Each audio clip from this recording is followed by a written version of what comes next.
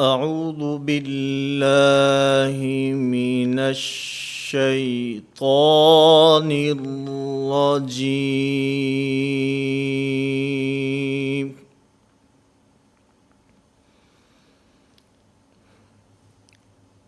بسم اللہ الرحمن الرحیم۔ نورانی قاعدہ کی تختی نمبر 12۔ اس تختی میں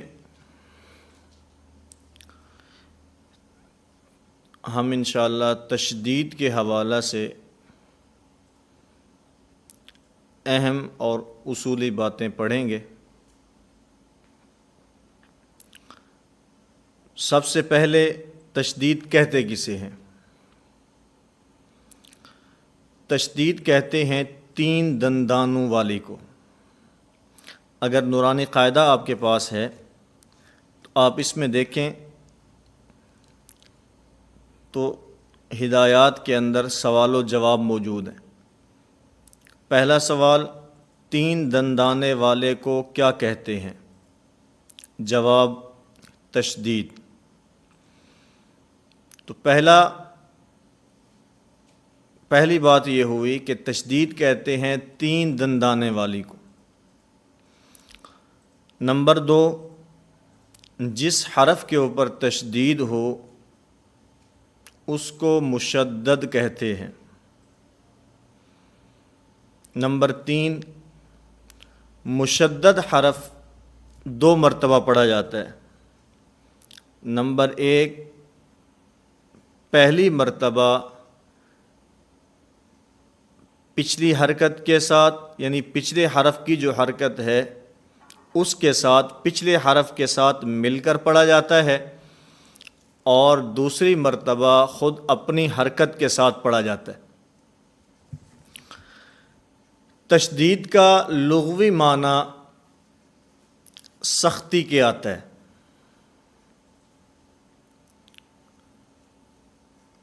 لیکن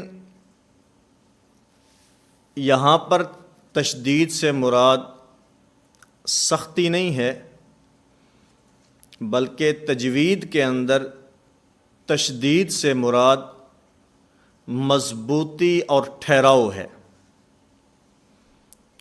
مضبوطی کہہ لیں، ٹھہراؤ کہہ لیں، جماؤ کہہ لیں، کہ جو تشدید والا حرف ہوتا ہے وہ خوب ٹھہراؤ کے ساتھ، مضبوطی کے ساتھ اور جماؤ کے ساتھ ادا ہوتا ہے۔ تو یہاں تجوید کے حوالہ سے ہم بات کر رہے ہیں، تو یہاں تشدید سے مراد سختی نہیں ہوگی، بلکہ تشدید سے مراد یہاں پر ٹھہراؤ ہوگا۔ اگر یہاں پر ہم سختی مراد لیتے ہیں تو اس کا نقصان یہ ہوگا، کبھی ایک حرف دوسرے حرف سے بدل جائے گا، اور کبھی حرف کی صفات دوسرے حرف کی صفات سے بدل جائیں گی۔ میں مثال کے طور پر چند ایک حروف ذکر کرتا ہوں۔ اب حروف تہجی میں سے ایک حرف ہے ذال۔ ذال یہ نرم حروف میں سے ہے۔ اگر ہم یہاں پر سختی کریں گے تو سختی کی صورت میں اس کا مخرج بدلے گا اور یہ زا سے تبدیل ہو جائے گی۔ مثلا ہم پڑھتے ہیں اذ، یہ دال پڑھا جا رہا ہے، اور اگر اسی کے اندر ہم سختی کرتے ہیں تو از، اب یہ دال زا سے بدل جائے گا۔ اسی طرح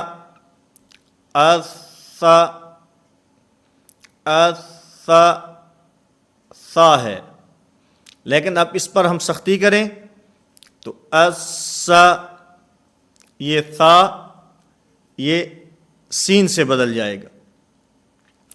اسی طرح وا ہے، اسی طرح عین ہے۔ اب ہم عین کو پڑھتے ہیں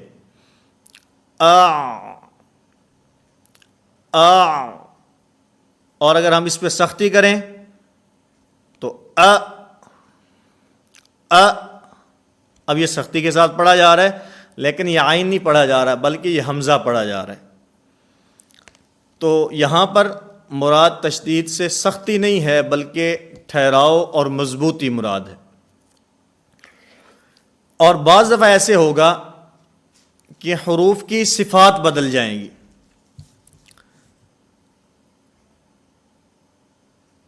زا ہے، اسی طرح یا ہے۔ اب یہ حروف ایسے ہیں کہ ان کے اندر سختی والی صفات نہیں پائی جا رہی بلکہ ان کے اندر نرمی والی صفات پائی جا رہی ہیں، لیکن جب سختی مراد لیں گے تو پھر اس صورت میں ان کی صفات نرم نہیں رہیں گی بلکہ وہ سختی والی صفات سے تبدیل ہو جائیں گی۔ کیونکہ آپ دیکھیں تو حروف کی جو صفات ہیں ان صفات میں جو دوسرا جوڑا ہے شدت، رخوت اور توسط کا، اس میں دیکھا جائے تو شدت کے 8 حروف ہیں، اجیدو کا قطبتا، ان کے اندر زا نہیں ہے۔ اس کا معنی کہ زا کے اندر صفت شدت نہیں پائی جاتی بلکہ ان کے اندر رخوت پائی جاتی ہے۔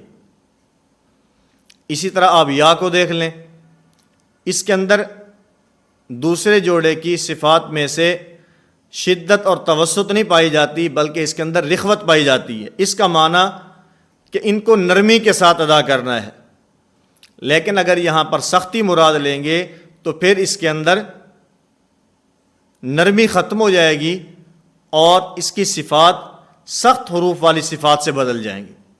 اس لیے اس بات کا خاص خیال رکھنا ہے۔ اور پھر ایک اور اصولی بات یہاں پر ذہن نشین فرما لیں، کسی بھی حرف کے اندر جو نرمی آتی ہے، کسی بھی حرف کے اندر جو سختی آتی ہے، یہ نرمی اور یہ سختی یہ صفات کی وجہ سے ہوتی ہے۔ اگر حروف کے اندر صفات نرم ہیں تو حرف بھی نرم پڑھا جائے گا، اور اگر سخت صفات پائی جاتی ہیں، سختی والی صفات اس کے اندر پائی جاتی ہیں تو پھر حرف کے اندر بھی سختی آئے گی۔ اب مثال کے طور پر ہم اس تختی نمبر 12 کا جو پہلا حرف ہے ہم اس کو پڑھتے ہیں تو ہم پڑھتے ہیں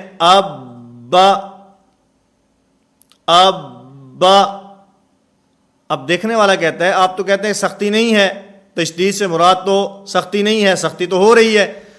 اس کے اندر جو سختی آ رہی ہے یہ سختی تشدید کی وجہ سے نہیں ہے بلکہ اس کے اندر جو سختی ہے یہ سختی صفات کی وجہ سے ہے۔ کیونکہ آپ دیکھیں تو با کے اندر شدت پائی جاتی ہے، شدت والے حروف تو سخت ہوں گے۔ اسی طرح اجا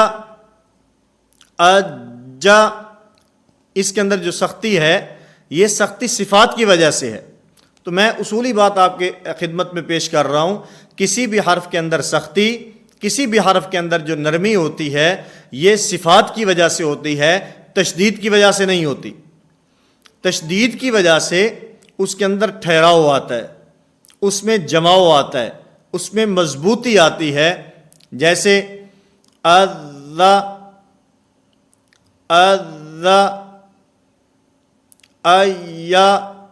اب اس کے اندر بھی ٹھہراؤ ہے، مضبوطی ہے، جماؤ ہے، اس کو سختی سے تعبیر نہ کیا جائے۔ اسی طرح بعض حروف ایسے ہیں کہ ان کے اندر نرمی ہوتی ہے تو یہ نرمی بھی صفات کی وجہ سے ہوتی ہے، جیسے ہا ہے، ہم جب اس کو ادا کرتے ہیں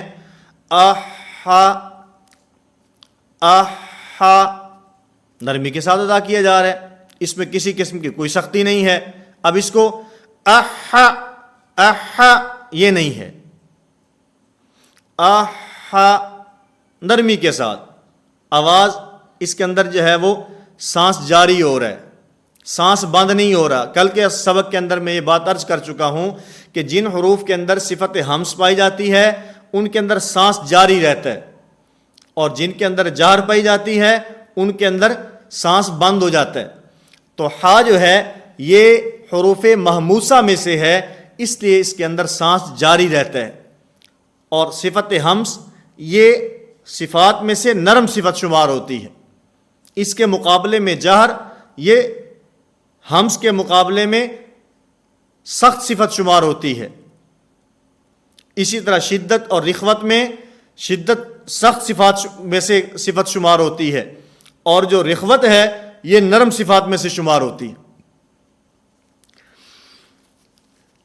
دوسری بات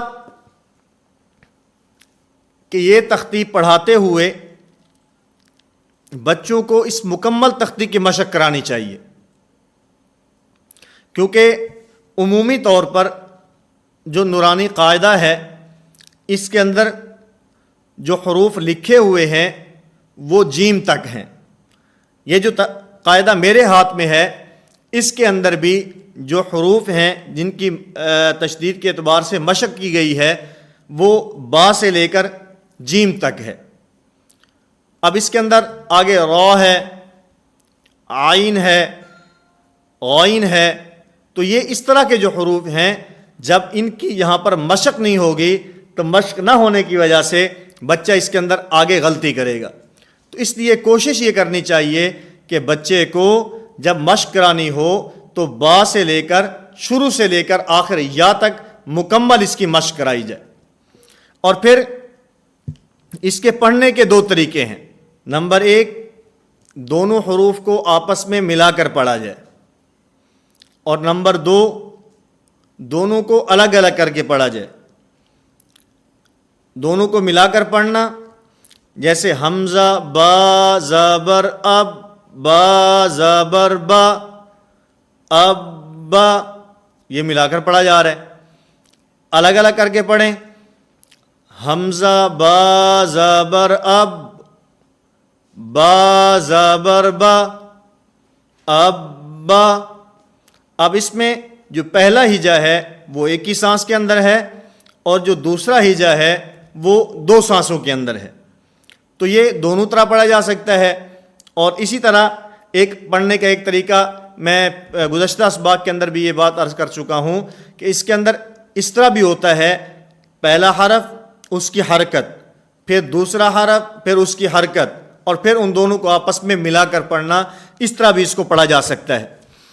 اب سوال یہ ہوتا ہے کہ جس وقت ہم ان دونوں کو الگ الگ کر کے پڑھیں گے تو کیونکہ مشدد حرف دو مرتبہ پڑھا جاتا ہے، پہلی مرتبہ ساکن اور دوسری مرتبہ متحرک، پہلی مرتبہ ماقبل کی حرکت کے ساتھ اور دوسری مرتبہ اپنی حرکت کے ساتھ۔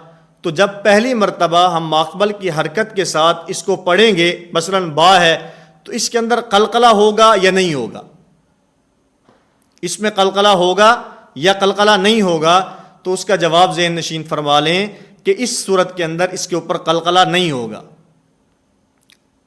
پھر سوال یہ ہوتا ہے کہ جس وقت حروف قلقلہ میں سے کوئی حرف ساکن ہو تو اس کے اوپر تو قلقلہ ہوتا ہے، تو یہاں پر قلقلہ کیوں نہیں ہوگا؟ اس کا جواب یہ ہے کیونکہ یہاں پر جب حمزہ کے ساتھ ہم با کو ملا رہے ہیں تو یہ با کے ساکن ہونے کی حیثیت سے نہیں بلکہ با کے مشدد ہونے کی حیثیت سے۔ حمزہ کے ساتھ با کا ملنا یہ با کے ساکن ہونے کے اعتبار سے نہیں ہے بلکہ یہ با کے مشدد ہونے کے اعتبار سے ہے۔ اس وجہ سے یہاں پر جب حمزے کو با کے ساتھ ملائیں گے تو اس کے اندر قلقلہ نہیں ہوگا۔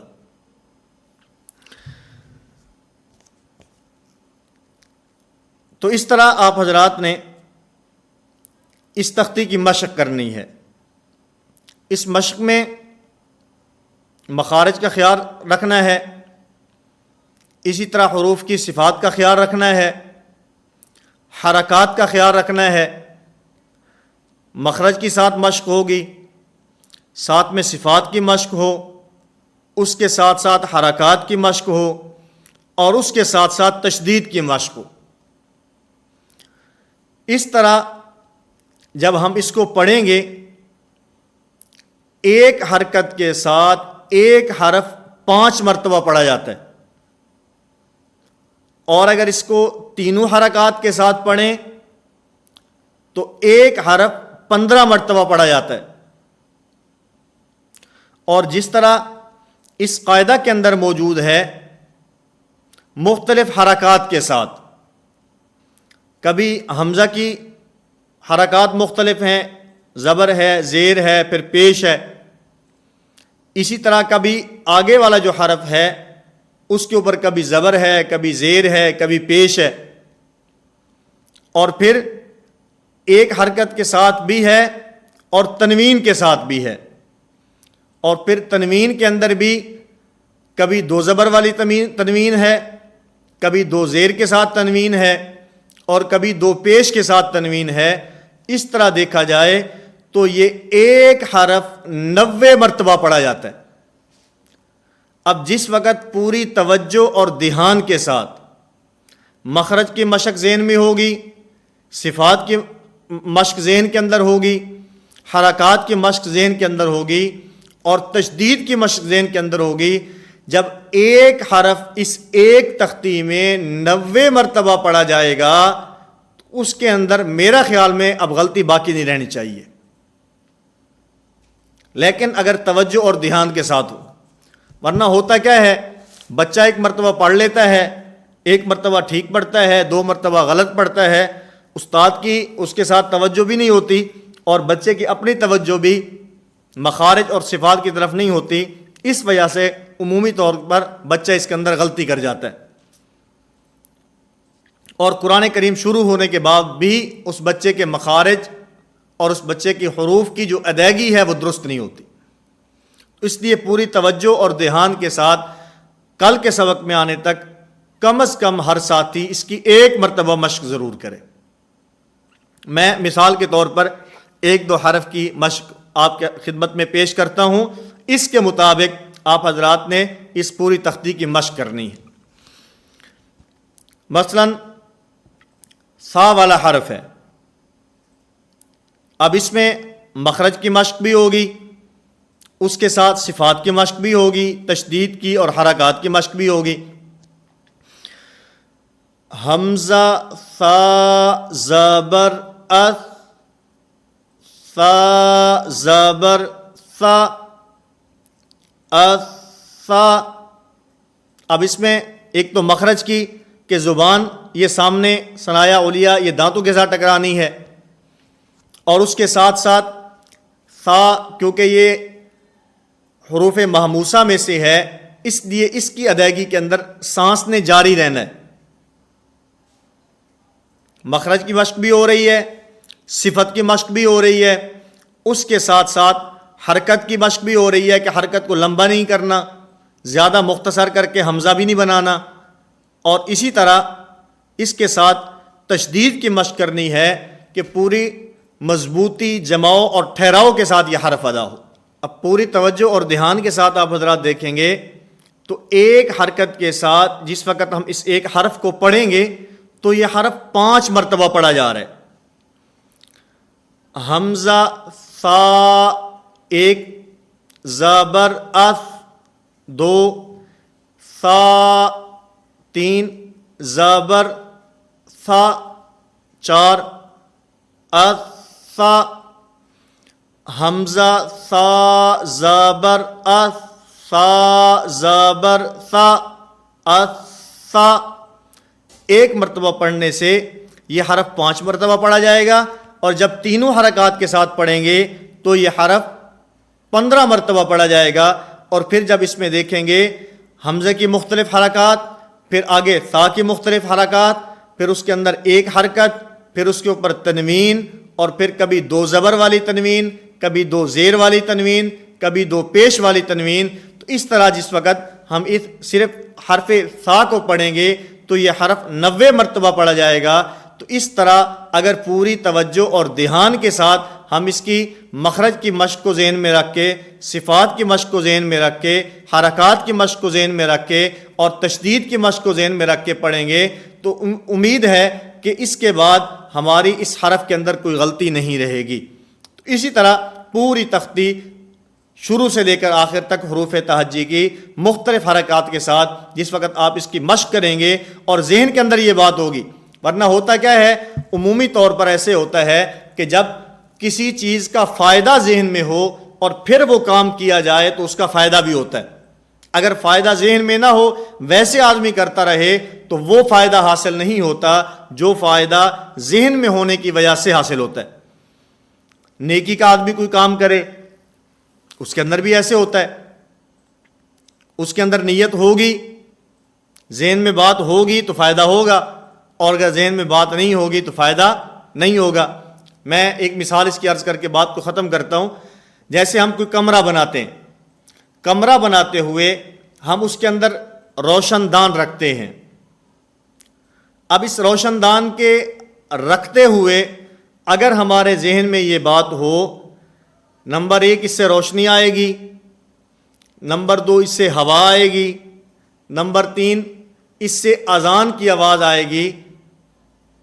اب پہلی 2 چیزیں روشن دان رکھتے ہوئے یہ تو ذہن میں ہے کہ اس سے روشنی آئے گی، یہ بھی ذہن میں ہے کہ اس سے ہوا آئے گی، لیکن یہ بات ذہن میں نہیں ہے کہ اس سے اذان کی آواز آئے گی، میں وہ سنوں گا، میں جواب دوں گا، پھر نماز کے لیے جاؤں گا۔ اب پہلی 2 چیزیں ذہن میں ہیں تو فائدہ بھی ہو رہا ہے، روشنی بھی آ رہی ہے، ہوا بھی آ رہی ہے، اور تیسری چیز ذہن میں نہیں ہے اس لیے اس کا ثواب نہیں مل رہا۔ لیکن اگر یہ رکھتے ہوئے جس طرح روشنی کی ہے اس کے ذہن میں، اسی طرح ہوا کا اس کے ذہن میں ہے، اسی طرح اگر روشن دان رکھتے ہوئے اس بات کی نیت کرے گا کہ اس سے اذان کی آواز آئے گی، میں اس کا جواب دوں گا، نماز کے لیے جاؤں گا، تو اللہ رب العزت سے یہ امید ہے کہ اللہ رب العزت اس پر اجر اور ثواب عطا فرمائیں گے۔ روشنی اور ہوا نے تو پھر بھی آنا ہے، اگر نیکی کی نیت کرے گا روشنی اور ہوا نے پھر بھی آنا ہے، نیت نہیں کرے گا روشنی اور ہوا نے پھر بھی آنا ہے، لیکن اگر اس کے ساتھ اس کی نیت کر لے گا تو اس کام پر جو ہمارا دنیاوی فائدے مند ہے اس کے ساتھ ساتھ اس کا دینی فائدہ بھی حاصل ہو سکتا ہے۔ تو بات عرض کرنے کا مقصد یہ ہے کہ جب کسی چیز کا فائدہ ذہن میں ہو اور پھر آدمی اس کی مشق کرے یا وہ کام کرے تو پھر اس کے فوائد بہت زیادہ ہوتے ہیں۔ تو اس لیے آپ حضرات نے اس تختی کی مشق کرنی ہے 4 چیزوں کو ذہن میں رکھ کے۔